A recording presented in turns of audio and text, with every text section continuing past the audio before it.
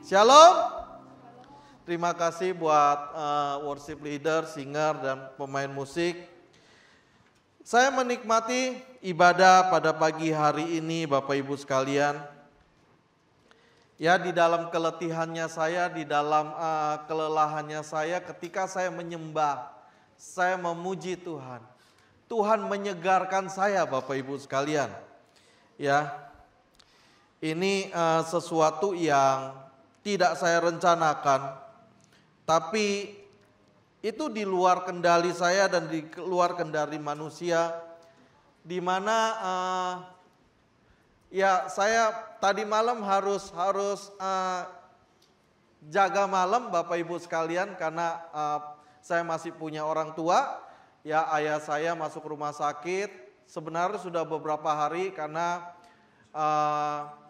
beberapa waktu yang lalu papa saya ngalamin pingsan dan akhirnya dibawa ke rumah sakit.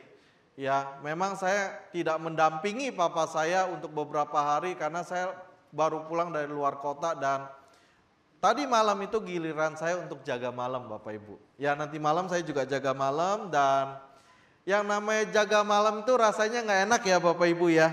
Kayak orang ngeronda. Ya, tapi di dalam waktu saya jaga malam, saya berdoa, saya berseru sama Tuhan. Tuhan, di dalam waktu-waktu saya sendiri jagain ayah saya, Tuhan pengen apa sih? Ya, nah Bapak Ibu, ini mungkin bukan berlaku saja buat saya, tapi juga berlaku buat setiap kita.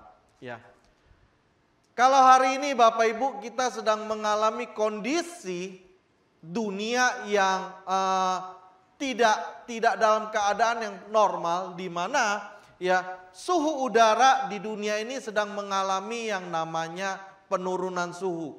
Ya, biasanya itu kalau kita 25 derajat, 26 derajat, ya tapi hari-hari ini Bapak Ibu sekalian, di malam hari suhu di dunia ini mengalami penurunan. Kenapa? Karena jarak matahari dengan bumi ini jaraknya lumayan jauh.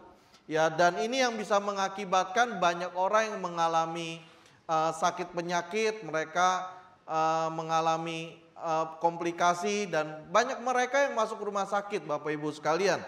Ya, tadi pagi waktu saya pulang dari rumah sakit ada orang yang telepon saya, dia sharing, dia cerita, dia juga mengalami kondisi yang tidak menyenangkan, tidak mengenakan tubuhnya. Karena apa? Biasanya dia kuat. Ya, ini usia 70 tahun Bapak Ibu sekalian.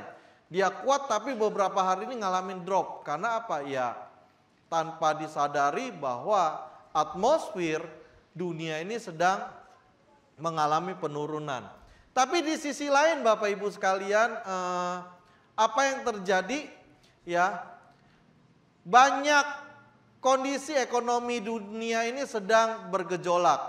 Ya, kalau tadi pagi saya sempat, sebelum saya pulang dari rumah sakit, saya buka berita-berita, saya baca Bapak Ibu sekalian berita-berita di mana ya KFC, Sanken, ya kemudian Samsung, beberapa perusahaan-perusahaan besar, mereka itu sedang mem-PHK karyawan. Ya, termasuk di Indonesia juga Bapak Ibu. Banyak perusahaan-perusahaan yang memailitkan perusahaannya karena apa? Karena faktor ekonomi tidak menentu dan mereka sebagai pengusaha juga mengalami kesulitan. Ya. Dan di wilayah Jakarta Barat Bapak Ibu sekalian, ya, tingkat kriminalitas sekarang makin tinggi. Dan banyak berbagai cara, ya, orang berusaha untuk mendapatkan sesuap nasi untuk hidup. Ya. Tapi saya percaya kita yang di dalam Tuhan, selalu Tuhan akan jaga. Tuhan akan pelihara. Dasar firman-Nya apa? Saya sempat nanya sama Tuhan. Tuhan, kalau misalnya Engkau berkata Engkau menjaga kami sebagai anak-anak-Mu dengan kondisi dunia yang seperti ini, ya, dasar firman-Mu apa? Dan kenapa ini harus terjadi? Ya, boleh nggak dibantu dibuka ayatnya, Kisah Para Rasul 3 ayat yang ke-21. Ya, Ini tidak ada di slide tapi ada di Kisah Para Rasul 3 ayat yang ke-21. Tuhan berkata begini, Kristus itu harus tinggal di surga sampai waktu pemulihan segala sesuatu seperti yang difirmankan Allah dengan perantaraan nabi-nabinya yang kudus di zaman dahulu. Nah, Yesus berkata di dalam Kisah Para Rasul 3 ayat yang ke-21, Kristus itu harus tinggal di surga sampai waktu pemulihan segala sesuatu, di mana Allah sudah menyampaikan itu di antara para nabi-nabi yang kudus pada zaman dahulu. Nah, firman Tuhan itu masih berlaku sampai hari ini. Dan Tuhan berkata begini, ya, Tuhan berkata begini, aku masih harus tinggal di surga sampai pemulihan segala sesuatu itu terjadi. Jadi Bapak Ibu, kalau misalnya hari ini kita melihat ya Rusia menyerang Ukraina, Israel menyerang Iran, ya tadi pagi saya baru membaca Thailand dengan Kamboja, ya sudah mulai terjadi perselisihan, sudah mulai saling serang menyerang.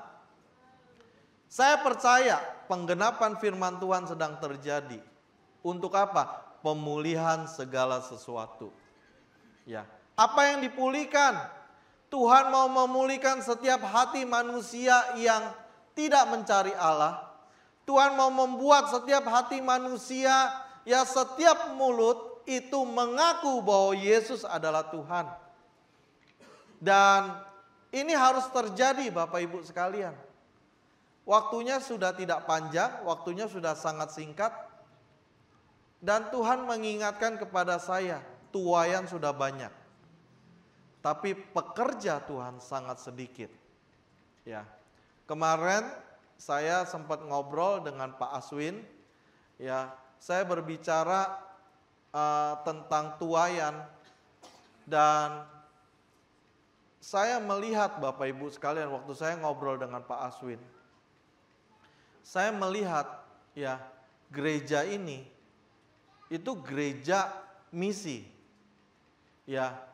Di mana Bapak Ibu dipanggil oleh Tuhan, dipanggil bersama-sama di dalam komunitas gereja ini untuk apa? Untuk melakukan pekerjaan misi. Karena banyak jiwa-jiwa yang membutuhkan, banyak jiwa-jiwa yang butuh pertolongan.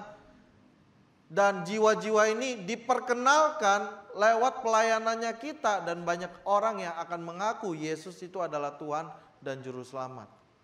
Nah oleh karena itu Bapak Ibu sekalian, marilah kita sama-sama mulai mempersiapkan diri. Jangan tunggu Yesus datang kedua kalinya, udah terlambat.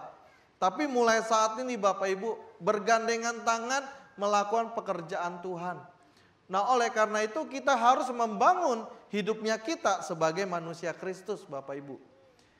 Ya, karena Tuhan sedang mempersiapkan kita semakin hari untuk serupa dan segambar dengan Kristus.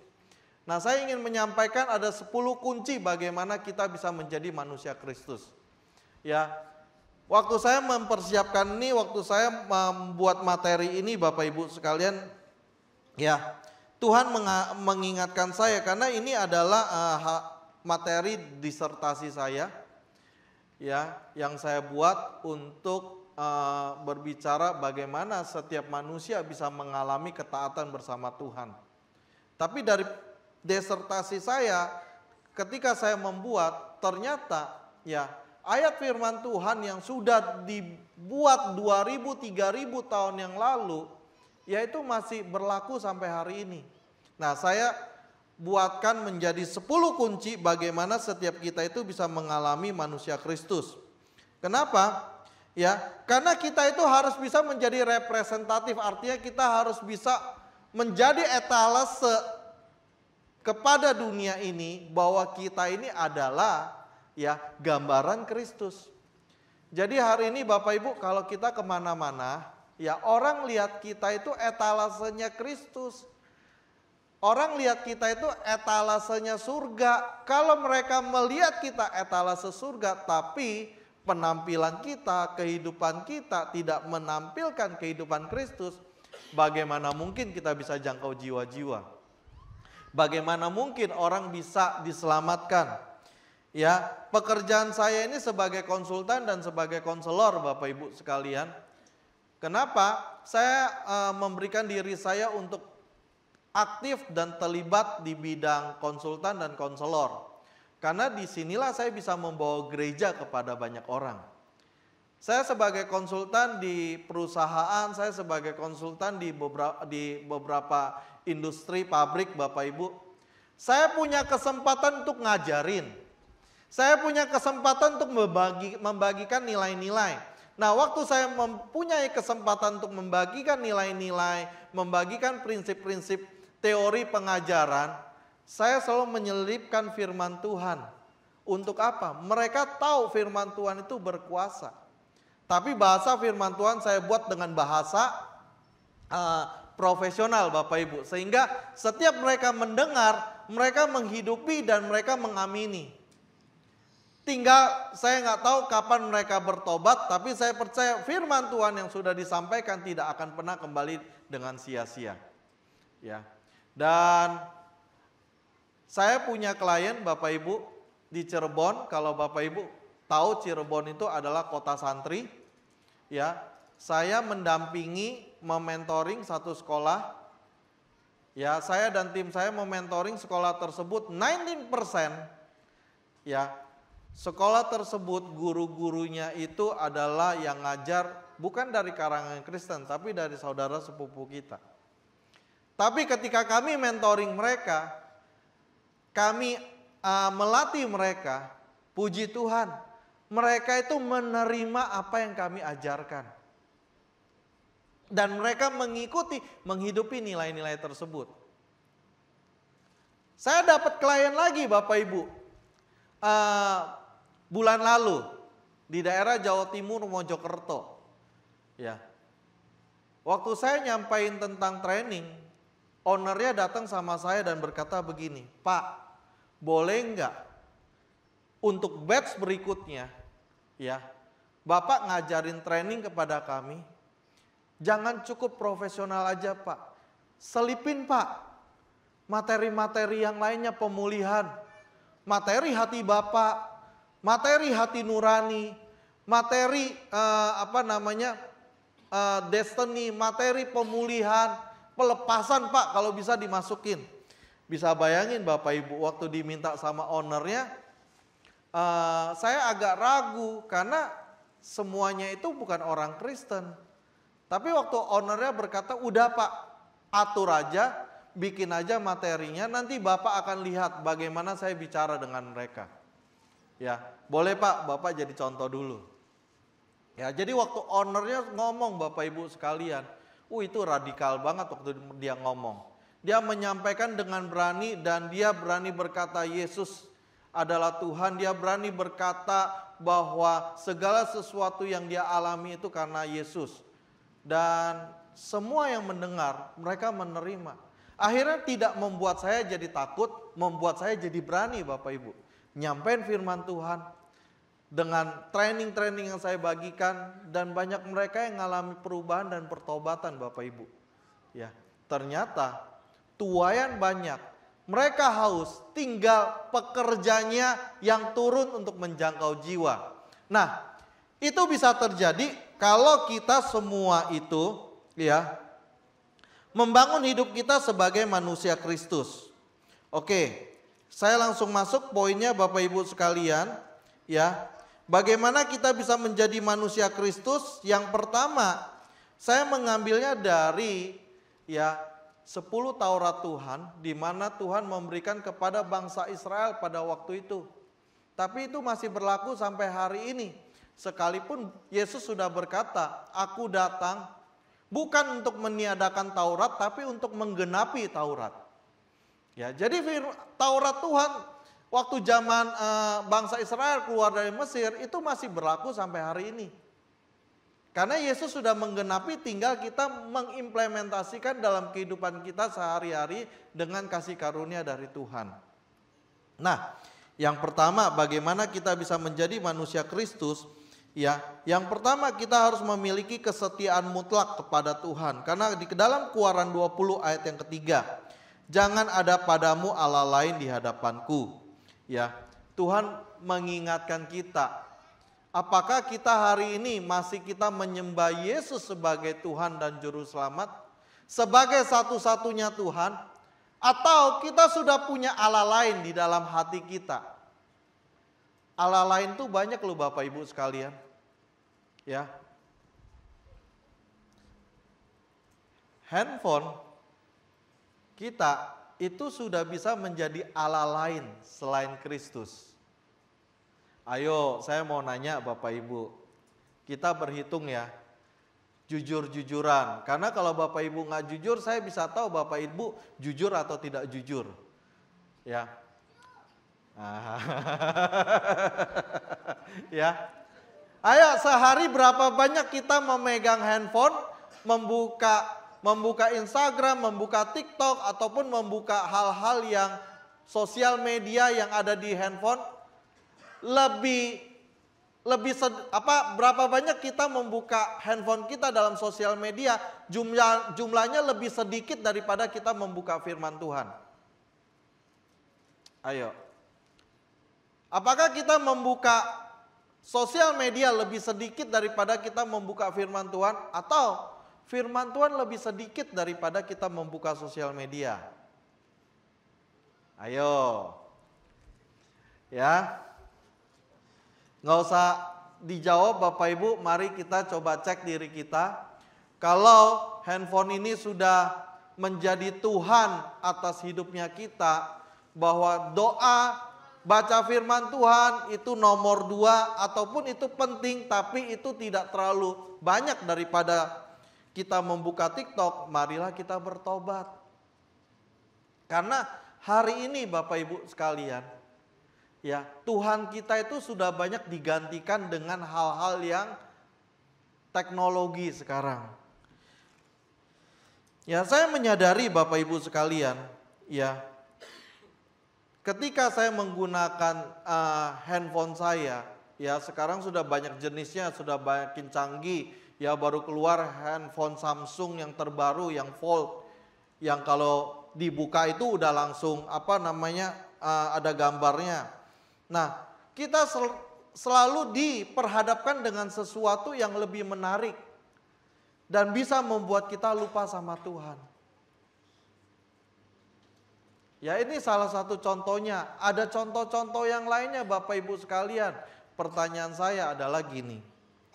Apakah kita memiliki kesetiaan mutlak kepada Tuhannya kita? Kita selalu memberikan waktunya kita untuk bersekutu sama Tuhan, membaca firman Tuhan, atau kita lebih banyak membaca sosial media? Ya. Jadi, langkah pertama kita perlu memastikan bahwa kita adalah manusia Kristus, hidup kita itu selalu berfokus kepada Tuhan.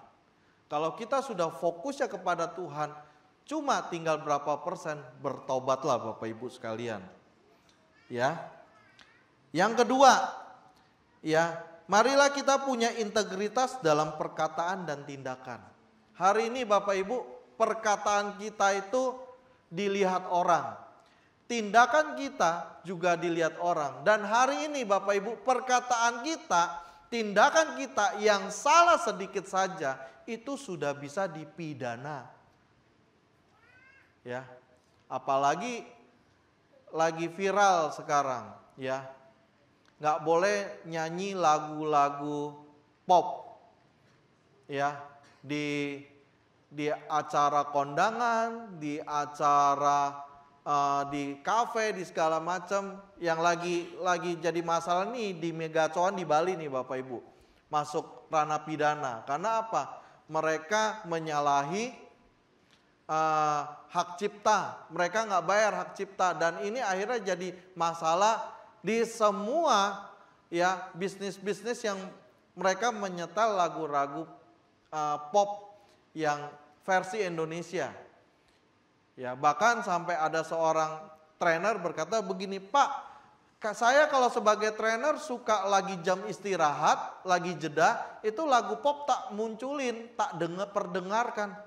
Wah, kalau sekarang udah nggak boleh, saya nyetelin lagu apa dong?" Ya, dikatakan apapun yang kita setel dalam versi pop Indonesia, lagu Indonesia itu harus bayar royalti. Saya belum tahu rohani bayar royalti nggak sekarang ya? Gitu. Semoga sih enggak ya Bapak Ibu ya. Dan semuanya terbuka. Kalau bayar royalti kita bingung. Nanti kita di gereja nggak ada lagu yang bisa dinyanyiin. Ya. Nah, kita harus punya integritas dalam perkataan dan tindakan kita. Ya, karena itu berbicara merefleksi siapa diri kita. Ya. Paling gampang begini. Cara kita mengucapkan Tuhan ya kepada saudara seiman kita, ya, apakah kita menyebutkan nama Tuhan itu dengan benar? Apakah kita mempergunakan nama Tuhan itu dengan benar? Banyak orang yang suka banyak orang-orang Kristen atau saudara seiman kita suka menyalahgunakan nama Tuhan. Ya, udahlah, kamu percaya aja sama saya. Boleh nggak saya pinjem uang 1 juta karena saya pepet nih. Demi nama Tuhan saya pasti bayar. Ya. Demi nama Tuhan ya percayalah saya akan setia kepada kamu ya yang suami istri ya. Percayalah demi nama Tuhan saya tidak akan selingkuh. Nama Tuhan dipakai ya supaya kita bisa punya bisa dipercayai atau bisa diamankan. Tapi sebenarnya penggunaan nama Tuhan itu ternyata salah. Nah demikian juga Bapak Ibu. Salah menyebutkan nama Tuhan, salah mempergunakan nama Tuhan. Itu juga akan terlihat dari tindakannya kita, ya perkataannya kita ketika kita sedang membicarakan hal yang lain. Karena kita dilihat dari sana. Ya. Jadi Bapak Ibu sekalian, ini kesaksian saya, ya. Perkataan dan tindakan setiap kita sebagai anak-anak Tuhan itu sangat dilihat dan ya kita itu bisa menjadi orang yang dapat dipercayai untuk melakukan sesuatu. Nah, saya ambil contoh begini Bapak Ibu sekalian, saya ya itu dipercaya untuk memimpin perusahaan TBK Bapak Ibu sekalian. Ya, itu perusahaan yang bergerak di di kontraktor yang menyewakan properti-properti ya untuk perusahaan, untuk mall segala macam. Ya, dan saya dipercaya untuk megang perusahaan tersebut sebagai presiden direktur di sana. Karena apa? Saya sempat bertanya, Pak, maaf saya mau nanya. Bapak menunjuk saya jadi presiden direktur itu karena apa, Pak? Ya, saya butuh afirmasi, saya butuh kejelasan kenapa Bapak memilih saya sebagai presiden direktur. Karena untuk memegang sebuah posisi dengan aset yang triliunan Bapak Ibu nggak mudah dipercayakan kepada orang yang mungkin cuma 1 tahun 2 tahun kenal. Ya. Apa yang dia sampaikan? Pak, saya percayakan perusahaan saya kepada Bapak pertama. Karena Bapak itu punya integritas dalam perkataan Bapak. Apapun yang Bapak katakan, apapun yang Bapak sampaikan itu Bapak lakukan dan kerjakan. Karena saya melihat perkataan Bapak dan tindakan Bapak itu selalu konsisten. Ya, makanya saya berani mempercayakan perusahaan saya kepada Bapak untuk Bapak kelola, untuk Bapak pegang. Ya, sekalipun ya memang sebagai pihak ownernya juga ada bagian juga yang masih terlibat. Tapi saya didudukan di posisi paling atas setelah komisaris sebagai presiden direktur. Makanya Bapak Ibu, perkataan kita dan tindakan kita itu memperlihatkan siapa diri kita. Apakah kita benar anak-anak Tuhan atau kita cuma anak-anakan Tuhan? Ya.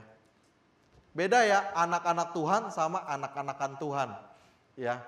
Karena kalau anak Tuhan benar-benar kita memperlihatkan Kristus dalam diri kita. Tapi kalau anak-anakan Tuhan, ya kita cuma jadi mainan-mainan aja.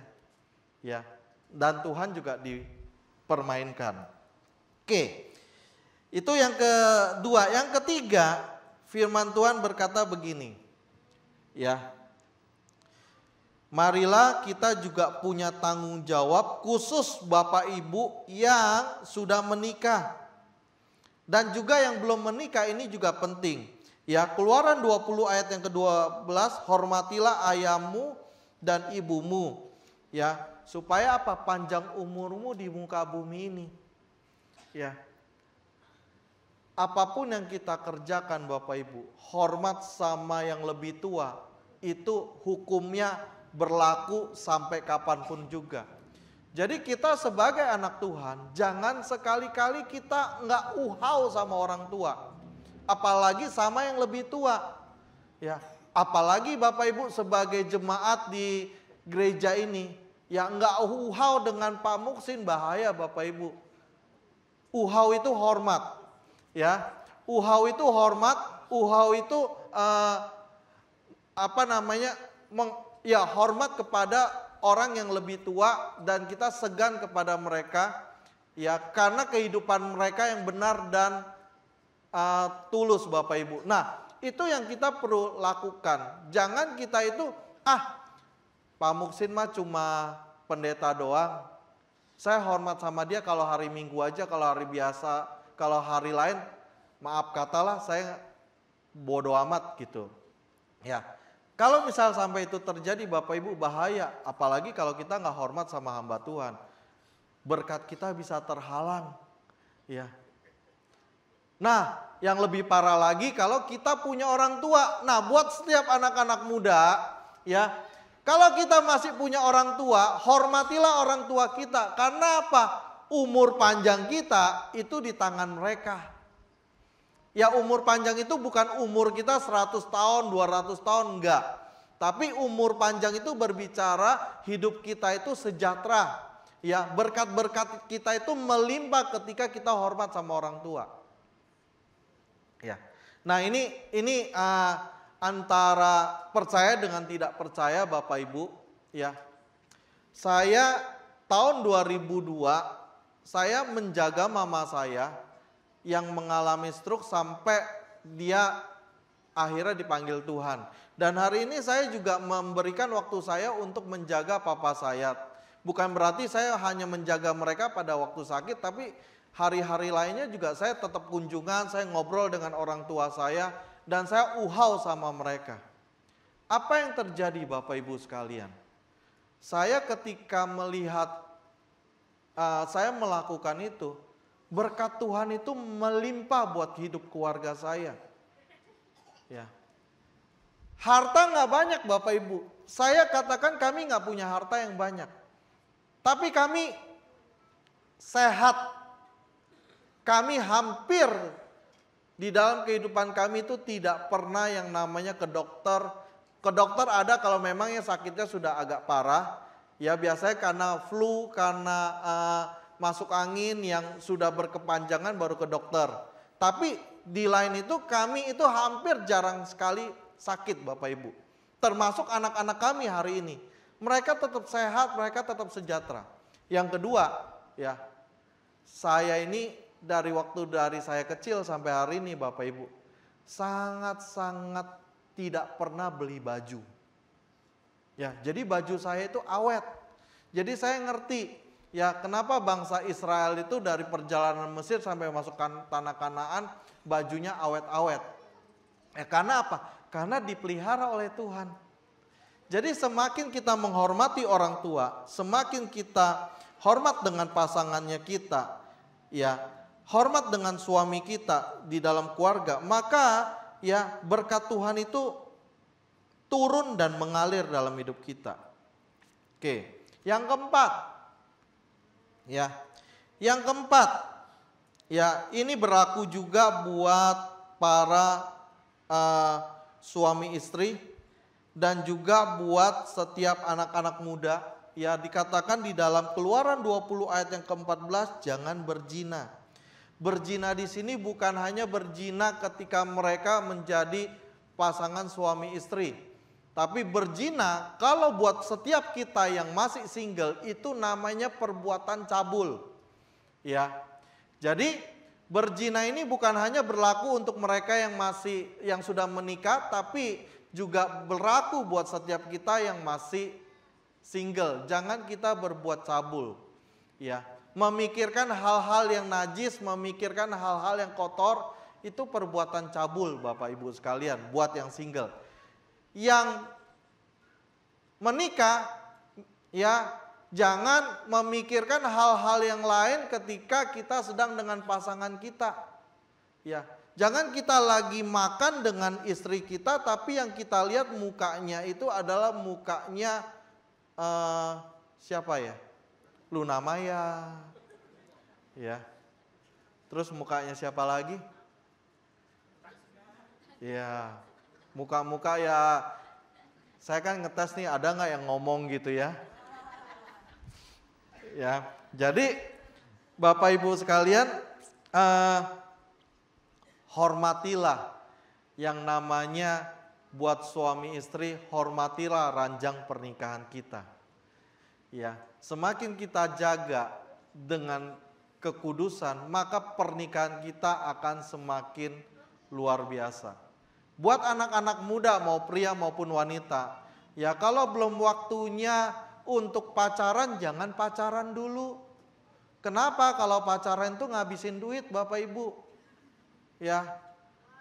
Jadi kalau misalnya kita belum bisa mencukupkan diri kita dan nabung, jangan pacaran dulu. Ya, kalau kita baru bekerja kemudian kita pacaran, percayalah, ya duit kita pasti cepat habis. Karena apa? Kalau orang pacaran itu egonya tinggi, gengsinya tinggi. Nggak boleh nggak bayarin pacar, harus bayarin pacar.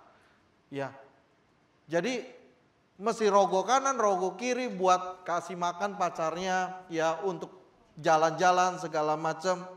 Saya punya anak dan saya selalu mengingatkan, kalau kamu belum siap jangan pacaran dulu. Lebih baik kamu nabung buat masa depan kamu, ketika kamu sudah siap, silakan kamu mau mencari pasangan seperti apa, pasti Tuhan akan berikan yang terbaik. Ya. Tadi saya ngobrol sama Chris, ya, anaknya Pak Temi.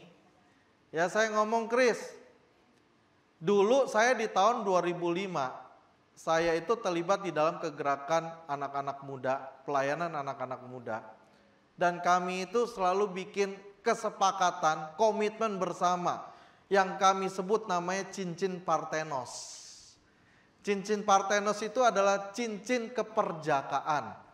Jadi saya mengajak teman-teman pria untuk mereka itu menjaga keperjakaannya mereka sampai masuk dalam pernikahan. Dan banyak yang ngikut Bapak Ibu. Ya. Dan cincinnya itu dilepas pada waktu kapan? Ya, dilepas pada waktu mereka masuk dalam pemberkatan nikah. Ya, setelah mengucapkan janji nikah, mereka mau pasang cincin pernikahan. Pasangan wanitanya melepaskan dulu cincin Parthenosnya. Kalau nggak dilepas mereka nggak bisa malam pertama. Ya, karena itu kan cincin keperjakaan dijaga terus, bahaya kan kalau masih ada. Jadi dilepas baru masukin cincin pernikahan, dan luar biasa. Anak-anak muda yang menjaga itu, pernikahan mereka menjadi pernikahan yang penuh dengan hal-hal yang indah Bapak Ibu sekalian. Oke, ya saya nggak akan panjang lebar. Yang kelima, ya kita harus adil dan juga jangan memanfaatkan orang-orang di sekeliling kita. Dalam hal apa? Karena Keluaran 20 ayat yang ke-15, jangan mencuri. Mencuri melanggar hak orang lain, termasuk eksploitasi waktu. Eksploitasi waktu itu gini, yang sudah kerja jam makan siang cuma 1 jam. Banyak anak-anak kita yang orang percaya jam istirahat 1 jam, baliknya itu 1,5 jam. Gitu, ngapain? Oh iya macet, oh iya keasikan ngobrol sampai kebablasan waktunya. Ya ingat, itu pun sudah mencuri. Marilah kita harus menjadi contoh Bapak Ibu. Nah, masuk kerja juga on time Bapak Ibu. Jangan masuk kerjanya masuk jam 8, jam 8.15 baru datang. Kenapa telat bangun? Kenapa telat? Aduh kebablasan tidurnya. Kenapa telat? Macet. Padahal ya dia bisa berangkat dari rumah jam 7 tapi dia berangkat dari rumahnya jam 7.30 ya pasti macet dan pasti terlambat. Ya. Dan juga Bapak Ibu kita harus adil dengan siapapun juga. Kalau iya katakan iya, kalau tidak katakan tidak. Jangan kita pelin-pelan. Jangan kita ragu-ragu untuk membuat sebuah hal yang baik. Yang keenam ya, jangan punya idola. Ya, kenapa saya katakan jangan punya idola? Karena Keluaran 20 ayat yang keempat, jangan membuat patung yang menyerupai Tuhan. Kalau kita punya idola, apapun itu, televisi kita, hobi kita, ya handphone kita, kalau itu sudah jadi idolanya kita, saya cuma mau mengatakan begini, kita nggak beda jauhnya seperti orang yang sedang menyembah berhala. Kenapa? Karena berhala itu adalah segala sesuatu yang lebih utama daripada Tuhan, itu adalah berhala.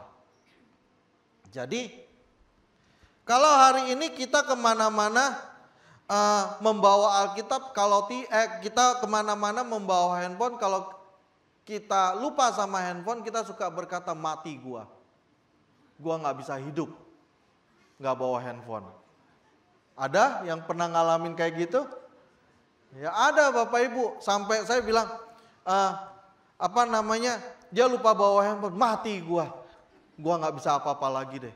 Udah putar, ambil handphone dulu gitu. Nah saya tanya, loh emang kalau kamu nggak bawa handphone nggak bisa ngapa-ngapain? Nggak bisa, karena hidupku tergantung sama handphone. Ya. Nah kalau udah kayak begitu, nggak beda jauhnya kita jadi menyembah berhala. Handphone itulah berhalanya kita. Karena kita sudah menganggap handphone lebih penting dari Tuhan. Ya, Bapak Ibu, saya nggak bawa handphone sehari, saya nggak mati loh Bapak Ibu. Saya nggak bawa handphone sehari, saya nggak bisa nggak makan, saya tetap bisa makan. Ya, jadi jangan jadikan handphone itu berhala. Paling gampang hari ini handphone lah. Apapun yang kemana-mana kita pergi selalu bawanya handphone. Ya, tapi kalau handphone itu sudah jadi berhala, bertobatlah kita. Bilang sama kanan kirimu, ayo kamu bergantung sama siapa? Gantung sama Tuhan atau bergantung sama handphone?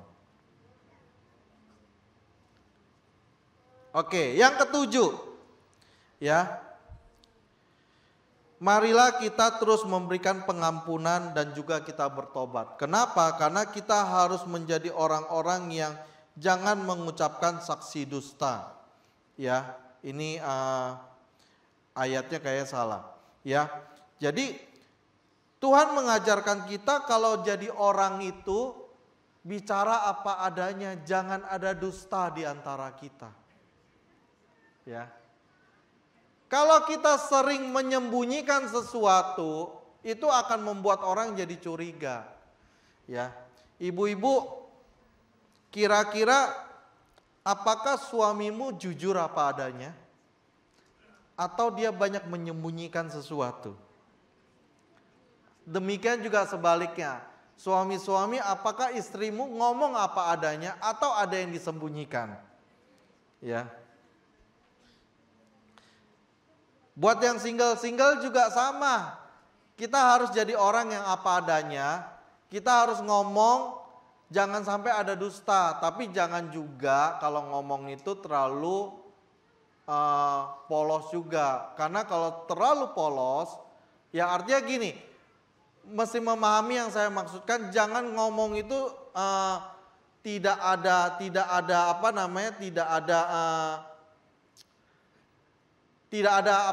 pengertiannya. Jangan terlalu ngomongin semuanya diomongin gitu. Nah itu bisa jadi celah buat kita juga. Kalau kita itu bisa dimanipulasi sama orang lain. Ya, tapi sekali lagi jangan ada dusta atau apapun juga. Karena sekali kita ada dusta, itu akan menimbulkan kekecewaan, akan menimbulkan kepahitan, akan menimbulkan ya kerugian buat orang-orang di sekeliling kita. Nah kalau itu terjadi dengan diri kita, marilah kita mengampuni. Dan kalau kita berbuat yang salah, marilah kita bertobat. Ya, itu yang ke-7. Yang ke-8 Bapak Ibu sekalian. Ya, Keluaran 20 ayat yang ke-13, jangan membunuh. Ya. Apa yang kita lakukan jangan kita membunuh. Membunuh itu bukan dalam arti kita mematikan manusia secara fisik loh Bapak Ibu sekalian. Membunuh ini bisa dengan jenis apapun juga.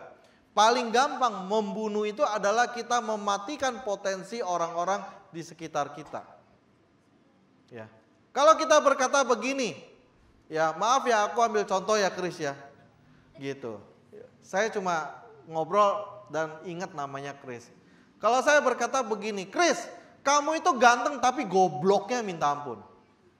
Maaf nih contoh ya Chris ya, gitu. Chris, kamu ganteng tapi gobloknya minta ampun, ya. Kayaknya hidup kamu nggak ada gunanya deh, ya. Nah itu kata-kata yang mematikan potensi seseorang dan itu adalah membunuh. Jadi Bapak Ibu mari kita gunakan perkataannya kita untuk membangun, jangan untuk mematikan potensi atau mematikan atau menyakiti orang lain. Karena kalau kita ya menggunakan perkataannya kita itu untuk membunuh orang lain, ya itu akan jadi bahaya. Dan pemimpin yang melayani adalah pemimpin yang bisa membangun orang lain lewat perkataannya. Kalau pemimpin yang melayani itu membunuh potensi orang, ya dia jangan jadi pemimpin. Jadi oleh karena itu, marilah kita sama-sama melihat diri kita itu udah ada di mana. Yang ke-9 Bapak Ibu, membangun karakter melalui firman. Ya. Oke, Keluaran 20 ayat yang ke-8, ingatlah dan kuduskanlah hari Sabat, ya. Karena hari Sabat itu adalah waktu yang penting buat kita untuk beristirahat. Untuk apa? Untuk kita ngecas lagi diri kita, Bapak Ibu. Ya. Saya contohnya habis saya pelayanan, puji Tuhannya malam saya harus dapat jadwal jaga malam, Bapak Ibu. Nah waktu jaga malam itulah saya buat jadi waktunya saya untuk Sabat. Saya ngecas lagi Bapak Ibu. Ngecas dengan firman Tuhan sambil jagain orang tua saya ngisi firman Tuhan. Saya belajar firman Tuhan. Ya, jadi sambil jaga malam tapi pikiran saya diisi oleh firman Tuhan. Makanya Bapak Ibu lihat saya masih seger, masih antusias. Karena apa? Yang membuat saya segar itu karena firman Tuhan.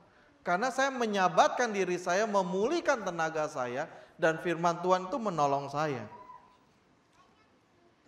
Dan yang terakhir Bapak Ibu sekalian, ya,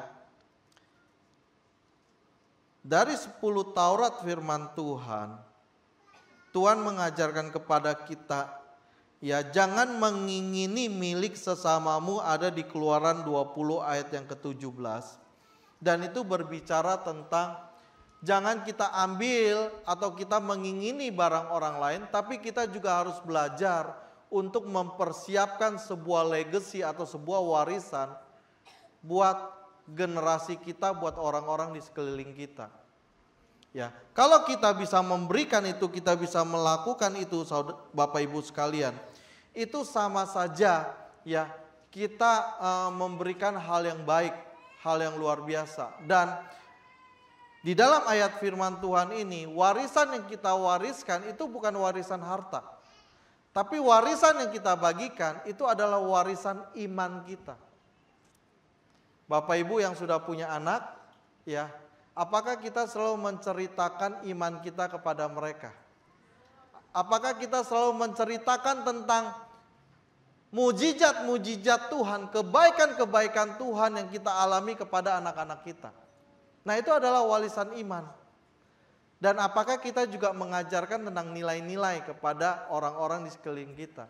Karena itu adalah warisan iman. Ya, Bapak Ibu, saya praktekin 10 perintah Tuhan ini dalam kehidupan saya sehari-hari. Dengan tujuan apa? Saya bisa memberikan sebuah hal yang berdampak. Bapak Ibu, hidup saya ini hidup yang kedua. Saya pernah mati Bapak Ibu sekalian. Ya. Matinya belum benar-benar mati total, tapi saya sudah pernah ngalamin koma, ya. Dan probabilitas untuk hidup itu cuma 50% doang, ya. Dan itu cukup waktu yang cukup lama, tapi saya bisa memiliki kehidupan yang kedua. Dan di dalam kehidupan ini, saya cuma berkata begini, Tuhan, izinkan saya untuk bisa memberikan yang terbaik. Izinkan saya untuk saya bisa melayani Engkau, menjadi orang yang melakukan transformasi kehidupan buat diri saya dan juga buat orang lain. Makanya saya ada di Yayasan Transformasi Internasional atau Life Transformer. Itulah tempat di mana saya mengabdikan diri saya untuk menjadi berkat buat orang lain. Itulah tempat di mana saya untuk menolong orang lain.